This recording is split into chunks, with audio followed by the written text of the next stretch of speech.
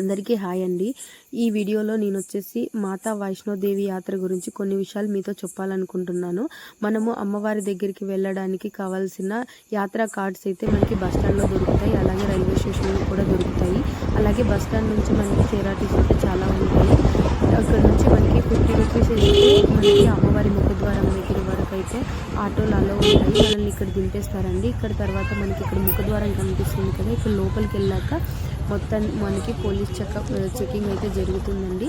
యాత్రా cards కూడా చూపించాలి. అలాగే ఆ కార్డ్స్ ప్లస్ చెకప్ అయిపోయిన తర్వాత ఇక్కడ నుంచి మనము కాలినడక అయితే స్టార్ట్ చేస్తామండి. చిన్నపిల్లలు ఉన్న వాళ్ళైతే ట్రోలీస్ ఇక్కడే ఉంటాయి. ఒకవేళ లేదు మేము నడవలేము అనుకున్న వాళ్ళకైతే డోలీ అని ఒకటి ఉంటుందండి. దానికి కావాల్సినవి కూడా మనం ఇక్కడే రిజిస్ట్రేషన్ తీయించుకొని ఇక్కడ నుంచే వాళ్ళని తీసుకెళ్లాల్సి ఉంటుంది. ఒకవేళ మధ్యలో తీసుకెళ్ళినా మధ్యలో అమౌంట్ అయితే ఇవ్వకూడదండి. మళ్ళీ అంటే రాను పోను ఖర్చులు కలిపి ఒకేసారి మనము కింద తీసేసుకుంటాం కాబట్టి డోలీ వాళ్ళు ఒకవేళ మనము దర్శనానికి వెళ్ళినప్పుడు అక్కడ కూలీల నెంబర్ తీసుకోవాలి. మళ్ళీ రిటర్న్లో వచ్చేటప్పుడు ఆ కూలీ ఎక్కడున్నారో చెక్ చేసుకోవాలి కదా, మనం అంతా ఐడెంటిఫై చేయలేము కాబట్టి. తర్వాత ఇక్కడ మాతా వైష్ణవీదేవి ముగ్గురమ్మల మూల కుటుంబంగా మూర్తి వహించిన అమ్మవారుగా ఇక్కడ వైష్ణవి మాతనైతే పిలుస్తారండి. ఇక్కడ అమ్మవారు లింగ రూపంలో ఉంటారండి. ఒకరు మహాలక్ష్మి, మహంకాళి, సరస్వతి, ఇలా 3 లింగ రూపాల్లో ఉంటారు. అమ్మవారికి ఓన్లీ కిరీటాలు మాత్రమే పెడతారండి. ఇక్కడ ముగ్గురమ్మలు ప్లస్ ముగ్గురమ్మలు మూర్తి భవించిన అమ్మవారిగా వైష్ణవి మాతను కొలుస్తారు. ఇక్కడ ధర్మబద్ధమైన కోరికలు ఏవి కోరుకున్నా తప్పకుండా నెరవేరుతాయని చాలామంది నమ్ముతారండి. నిజంగా అమ్మవారు చాలా మహిమ కలిగిన వారండి. ఇక్కడ కాలినడకను వెళ్ళే వాళ్ళందరూ కూడా జై మాతాజీ, మనము తిరుపతిలో ఎలాగైతే గోవింద గోవింద అనే నాదంతో దారిని నడుస్తామో అలాగే ఇక్కడ కూడా అందరూ జై మాతాజీ, సబ్సే బోలో జై మాతాజీ, జోర్సే బోలో జై మాతాజీ, పీచే బోలో జై మాతా, ప్రతి ఒక్కరూ కూడా మాతాజీ అనే నామంతో ముందుకు కదిలిపోతూ ఉంటారు. మనం ఇక్కడ చూస్తున్నది వచ్చేసి మనం ఇక్కడ ఆఫ్ వచ్చేసామండి. అంటే సగం దారి పూర్తయినాక ఇక్కడ అర్ధకుమారి టెంపుల్ అనేది ఒకటి వస్తుందండి. మనము పూర్తిగా సగం దారి తర్వాత ఇక్కడ కొంచెం మంది రెస్ట్ తీసుకుంటారు. నిద్ర చేయాలనుకున్న వాళ్ళు ఇక్కడ చాలా వరకు అయితే పడుకుంటారండి. తర్వాత ఈ అర్ధకుమారి టెంపుల్ వరకే మనకి డోలీలు కానివ్వండి, గుర్రాలు కానీ అలో ఉంటాయి. తర్వాత ఇక్కడ నుంచి చాలా వరకు అయితే నడక ద్వారాన వెళ్ళొచ్చు, లేదంటే మనకి ఎలక్ట్రానిక్ వెహికల్స్ అయితే అవైలబుల్ ఉంటాయి. సీనియర్ సిటిజన్స్ అలా వాళ్ళ కోసం అయితే మనము దీనిల కోసం ఆన్లైన్లోనే టికెట్లు అయితే బుక్ చేసుకోవాలి. దీని టికెట్ కాస్ట్ వచ్చేసి 425 రూపీస్ పడుతుందండి.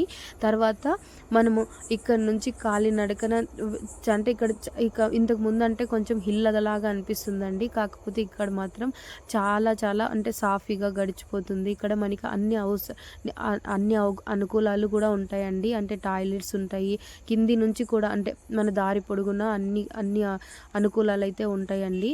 అంటే తినడానికి కానివ్వండి లేదా వాష్రూమ్స్ కానీ అన్ని విధాలుగా ఇబ్బంది ఏమి ఉండదు. అలాగే మీరు చూస్తున్నారు కదా, ఇలాగా అందరూ కూడా చిన్న పెద్ద తేడా లేదండి. చాలా వరకు జై మాతాజీ జై మాతాజీ అనుకుంటూ అమ్మవారి నామం స్మరిస్తూ ముందుకు వెళ్ళిపోతూ ఉంటారు. ఇక్కడ రోప్వే అవైలబుల్ కూడా ఉందండి. మనకి రోప్వే వచ్చేసి ఇక్కడ అమ్మవారి భవనం నుంచి కొంచెం ముందర ఉంటుందండి. ఇక్కడ నుంచి మనము కాలభైరవ స్వామి, ఇక్కడ నుంచి 3 కిలోమీటర్స్ దూరంలో కాలభైరవ స్వామి టెంపుల్ ఉంటుందండి. అక్కడ స్వామిని చూసిన తర్వాతనే వైష్ణోదేవి యాత్ర పూర్తవుతుందని చాలామంది అయితే చెప్తారు. కాబట్టి ఒకవేళ ఇంతవరకు నడిచి వచ్చాము, ఇక్కడ నుంచి నడిచి వెళ్ళలేము, కష్టం అనుకున్న వాళ్ళైతే ఇక్కడ రోప్వేలో వెళ్ళొచ్చు. రోప్వే ఛార్జ్ వచ్చేసి 100 రూపీస్ అండి. మొత్తం ఇక్కడ రోప్వే వెళ్ళొచ్చిన తర్వాత ఇక్కడ నుంచి కొంచెం ముందుకు వెళ్తారు కదండి. ఇక్కడ మనకి అమ్మవారి దగ్గరికి వచ్చేసరికి స్నానానికి గదులు, అలాగే మనకి మన వస్తువులు మనకి సంబంధించిన బట్టలు కానివ్వండి, లెదర్ పర్సులు, లెదర్ బెల్టులు, మొబైల్ ఫోన్స్ అన్నీ కూడా లాకర్ రూమ్లోనే పెట్టాలి. ఏవి అలో లేదండి. పోలీస్ చెకింగ్ ఉంటుంది. ఒకవేళ మీరు ఏమైనా తీసుకెళ్ళినా నిరభ్యంతరంగా తీసి డస్ట్బిన్లో అయితే పడేస్తారు.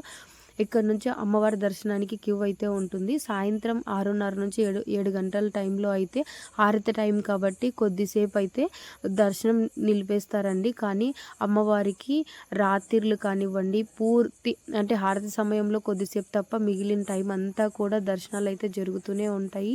చాలా చాలా పీస్ఫుల్గా ఉంటుంది. నిజంగా చెప్పాలంటే ఈ ప్రాంతము సముద్రానికి 5200 కిలోమీటర్ల ఎత్తులో ఉందంటండి అమ్మవారి ఉండే గుహ అయితే.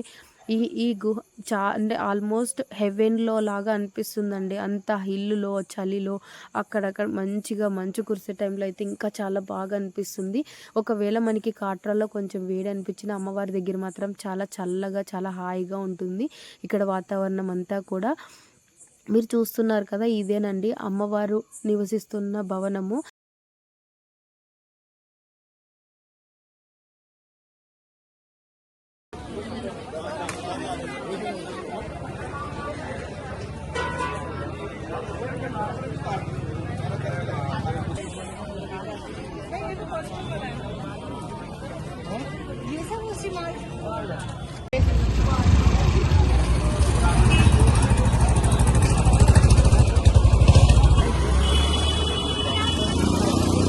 कम ज़्यादा करते हैं।